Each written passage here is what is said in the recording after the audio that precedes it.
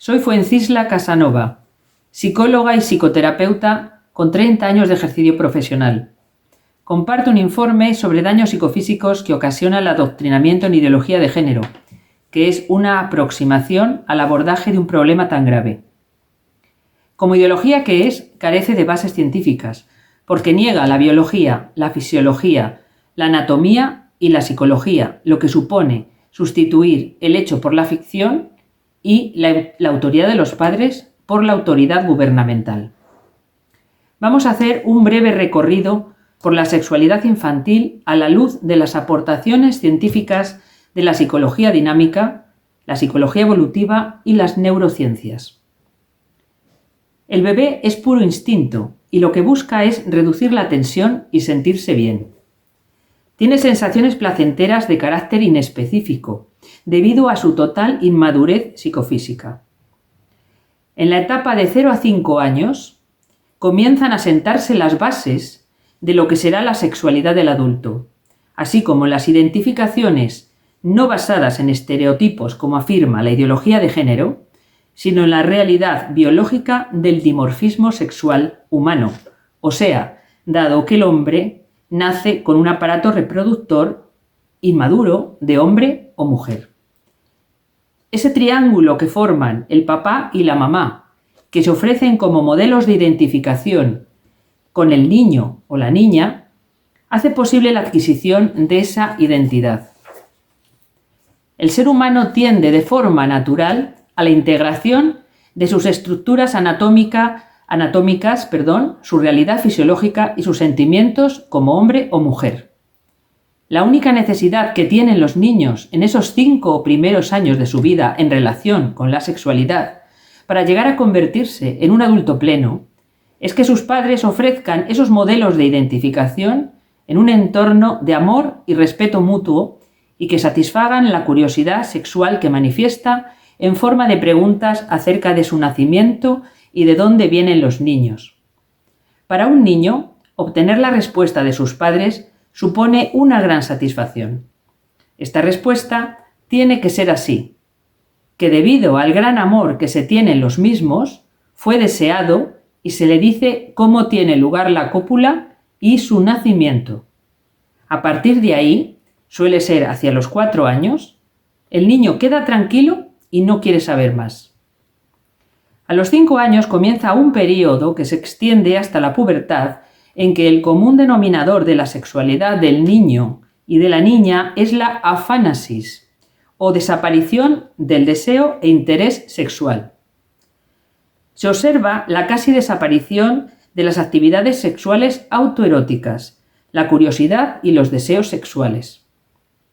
Durante ese periodo hasta la adolescencia predomina la ternura en las relaciones del niño, aparecen sentimientos como el pudor, el asco y las aspiraciones morales y estéticas.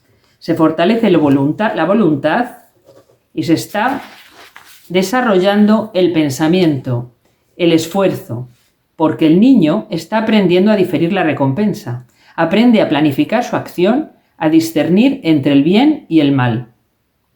Es un período determinante para el desarrollo de la corteza prefrontal, donde se encuentran localizadas las funciones ejecutivas superiores. La sexualización del niño es una forma de abuso. Sabemos que la incitación a la práctica sexual en la escuela ya supone per se una forma de seducción del niño por parte del profesor adulto. El niño abusado se va a convertir en abusador, al ponerse en movimiento el mecanismo de defensa que se denomina identificación con el agresor. Los niños no necesitan, y es un gravísimo modo de abuso, aprender cualquier tema en relación con la sexualidad adulta. Desde el nacimiento hasta la adolescencia es una gravísima forma de maltrato enseñar sexualidad adulta porque constituye una falta de respeto a su inmadurez física y afectiva.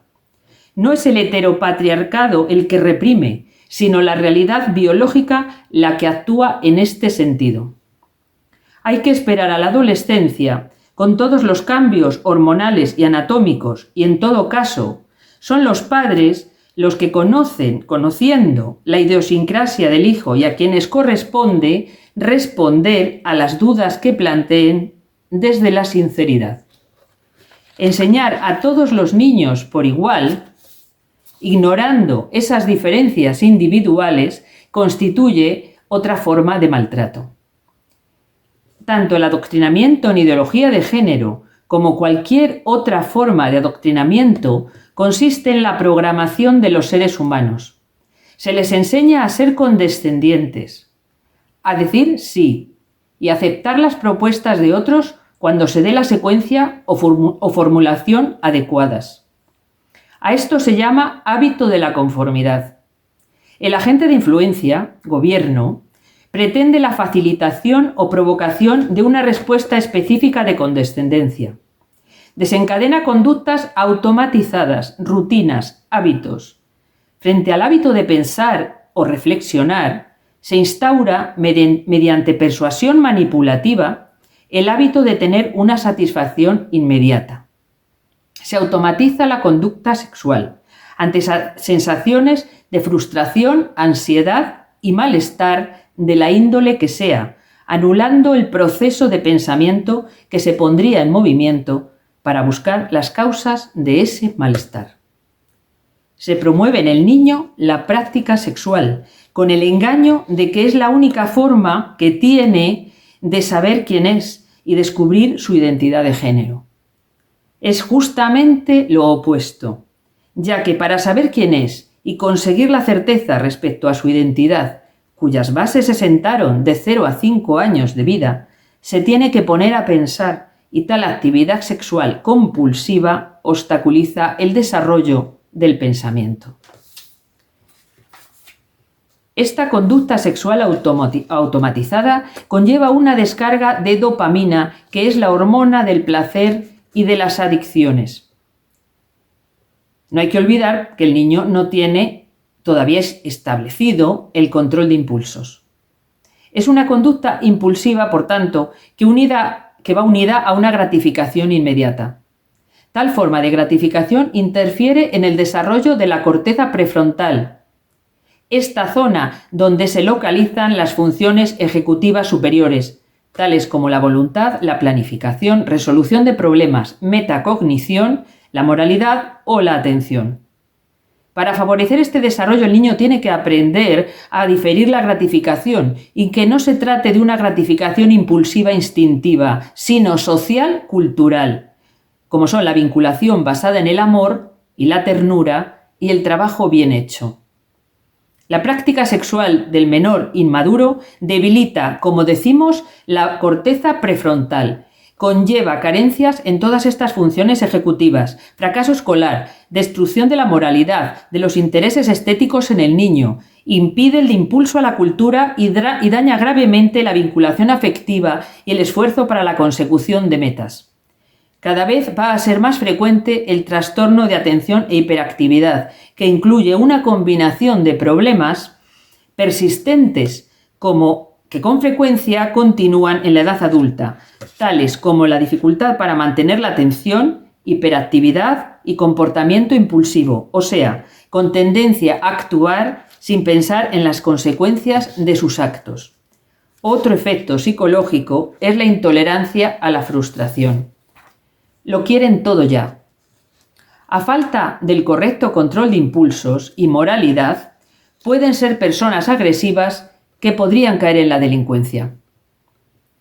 La educación sexual integral y el adoctrinamiento en ideología de género, que defiende la práctica sin restricciones de la sexualidad o sexo libre, empuja al niño a la promiscuidad en la práctica de la sexualidad, reducida a mero placer genital, alejando la sexualidad, de su dimensión genuinamente humana.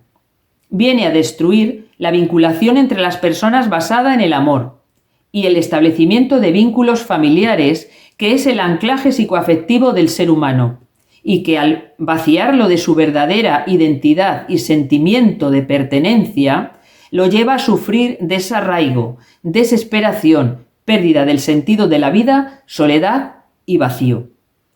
Como pescadilla que se muerde la cola, arrastra al individuo a una mayor dependencia y sumisión al poder tiránico del Estado. y al verse dominado por conductas adictivas en un intento desesperado por sentirse bien, a caer en estados depresivos profundos y conductas autolíticas. También les puede llevar, en el caso de ser una mujer, a la ninfomanía y en el supuesto de ser un hombre, al satirismo. El establecimiento de un código ético ocurre de forma espontánea y natural en todos los niños cuando se respetan las etapas de su proceso de desarrollo. El adoctrinamiento en ideología de género impide la formación de un código ético y fomenta el egoísmo mediante el engaño, que consiste en ofrecer una visión parcial y distorsionada de la sexualidad humana, evitando las referencias a la responsabilidad como rectora de la conducta sexual, ya que es una conducta que requiere la participación de un otro y lleva aparejadas consecuencias. Sexualizar a los menores le abre la puerta al abuso. Personas que han sido seducidas por los profesores cuando asistían a clase para tocar sus cuerpos y el de sus compañeros, con la excusa de que así podrían conocerse y protegerse de los abusos, al hacerse conscientes en la adultez de lo que vivieron en su infancia, lo han reportado como traumático. Verbalizan que estando en el patio durante el recreo abusaban unos niños de otros mediante tocamientos y felaciones, y se dieron embarazos no deseados en adolescentes. En este sentido hay que recordar que los menores no saben lo que es el consentimiento, porque éste no queda totalmente establecido hasta que madura el lóbulo frontal derecho, alrededor de los 20 años de edad. También el niño se vuelve más vulnerable hacia el abuso sexual cuando se le sexualiza, porque además, debido a su inmadurez, no es capaz de distinguir entre una relación amorosa y una abusiva. En cuanto a la elección de género, decir que biológicamente tenemos órganos reproductivos de hombre o de mujer. Ya en el claustro materno se produce esa diferenciación.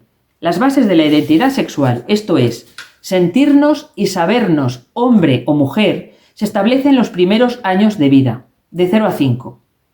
Es a través del proceso de identificación con las figuras primarias, papá y mamá, y no de la práctica sexual como se produce la integración de la realidad de sus estructuras anatómicas y fisiología, determinadas por los genes de un hombre o de una mujer, y sentirse y saberse un hombre o una mujer en concordancia con las mismas. Cuando el menor ingresa en preescolar ya sabe que es un niño o una niña, porque todo en el ser humano tiende a la integración de su realidad biológica, fisiológica y psicológica.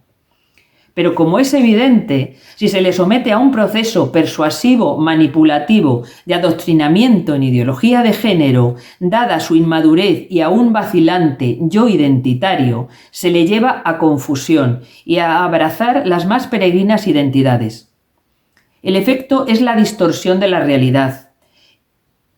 Se moviliza un mecanismo de disociación y cae en un estado de enajenación que le niega su derecho a ser quien realmente es. En la clínica se comprueba que personas que no saben si son hombre o mujer por haber sufrido algún trauma poseen un yo débil, trastorno de ansiedad, depresión, pobre valorización, etc. Otro efecto patológico sería el desarrollo en el menor de ideación delirante de tipo somático. Este menoscabo del criterio de realidad en relación al self, la totalidad de la personalidad que incluye no solamente al yo, sino la vida de los instintos, conduce también a una incapacidad para testear la realidad circundante y vuelve a la persona totalmente manipulable. El adoctrinamiento en ideología de género va a ocasionar también falsos casos de transexualismo. El verdadero transexual lo es desde los 2 a 4 años de vida, en que manifiesta odio o rechazo hacia sus órganos genitales. Para estos verdaderos casos se llevan a cabo protocolos médicos de seguimiento que duran años, hasta que el menor puede dar su consentimiento y someterse a un tratamiento de cambio de sexo, cuando llega a la edad adulta. Para que veamos la gravedad de este tema, pondremos, por ejemplo, que una persona esquizofrénica que oye voces que le dicen que es transexual, no se le puede hormonar ni aplicar cirugía porque, en este caso, lo que hay que hacer es tratar la esquizofrenia. El adoctrinamiento en ideología de género es un ataque frontal a la función paterna. Se presenta al varón como violento, cuando el ser humano, sea hombre o mujer, es agresivo por naturaleza. El padre es un tercero separador que rompe la simbiosis que forma el bebé con la madre. Esto hace posible la separación del hijo, su desarrollo psicoafectivo y su salud mental. La función del padre da entrada al niño, la niña, en la cultura, en la sociedad, en la exogamia, le da su característica viril o femenina y tiene un papel muy relevante en las distintas etapas evolutivas. El ataque a la figura paterna enfrenta al niño con el dador de sus emblemas de identificación. Concluimos que como el desarrollo psicoafectivo del niño se da en forma de etapas que se van superponiendo, el ataque al mismo, que supone el adoctrinamiento en ideología de género, llevará a la regresión a etapas más primitivas del desarrollo libidinal, como sería la posición esquizo-paranoide, donde impera el mundo mágico y el principio de placer. El niño abandona conquistas madurativas aún no del todo afianzadas. No obstante todo lo dicho, habrá diferencias individuales que provendrán de la propia idiosincrasia del infante, así como de la educación paterna. Hay que tener presente que en España el 40% de los niños no tienen un apego seguro, lo que les hace especialmente vulnerables a la manipulación en las aulas. Para realizar este informe nos hemos basado en la siguiente bibliografía. El lavado de cerebro, Álvaro Rodríguez Carballeira. La familia y el desarrollo del individuo, D.W. Winnicott. Realidad y juego, D.W. Winnicott. El niño y el mundo externo, D.W. Winnicott. Obras completas, Melanie Klein. Mecanismos de defensa, Anna Freud.